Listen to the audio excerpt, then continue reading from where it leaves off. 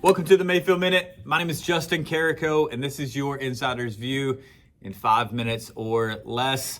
As always, we want to answer your questions and empower you with the things that you need to know. And there are probably a few things that have been happening around the city that you've noticed that maybe we haven't explained yet. Now's a good time to do that. There's some road work that's happening between 7th and 8th Street. You can see it as it's running. The streets are running, let's say north and south. There's actually a cut-through road that is being built. It's the extension of Ann Street. This is part of our streetscape project that was awarded several months ago and allows for all of the property owners to then have an alleyway that goes to the back of their property so that employees and or overflow parking can happen. As we build this downtown district, the goal of it, think in your mind more of like a downtown Paducah kind of feel, where you have large sidewalks, is pedestrian friendly, some on-street parking, and then the overflow parking or all employee parking would actually be behind each of the businesses. That's just making it where the street is friendly, it's inviting. We want people to be able to be down there in our new business district, walking, enjoying the weather, and enjoying the businesses that develop down there. So that cut-through street will actually lead to an alleyway that will be for employee parking or overflow parking for each of these new developments that will be taking place downtown. So as you see that cut-through road, again, it's just an extension of Ann.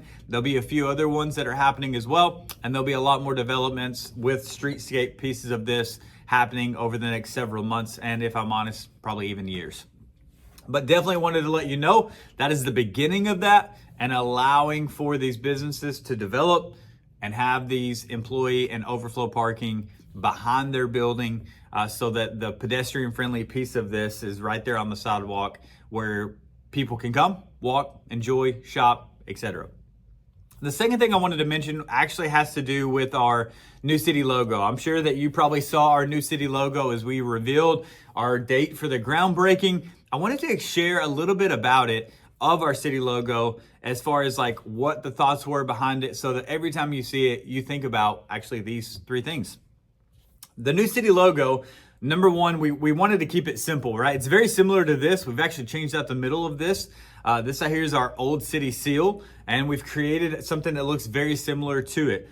We did that, number one, because we felt like it was super simple. Having this circle actually was a reminder for us as a community that we are a tight-knit community.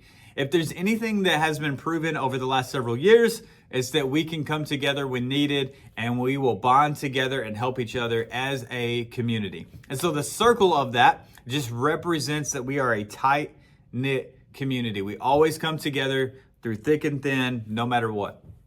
The second thing to do with the logo actually is our flag that's in the logo is actually our old city flag that has the old city logo on it.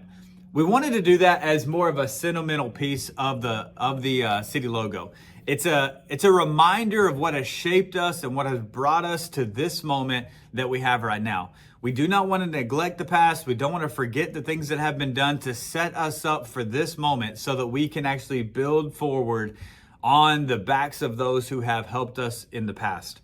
In fact, actually our vision statement for the city is we are a city inspired by tradition, and that's 100% true. We'll never forget where we came from or who we are. And so that is kind of a nod to that by having the old logo on the flag that's still inside the new city logo.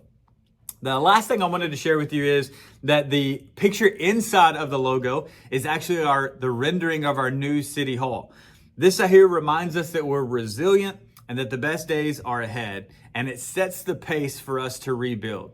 So you may have just seen a new city logo, but there were so many things behind it. I hope when you see it next time, you think about these three things: that we're a tight-knit community, that we never forget where we came from and what shaped us, and ultimately this helps set the pace for the future ahead of us. Thanks for joining us on the Mayfield Minute. We'll see you next Monday.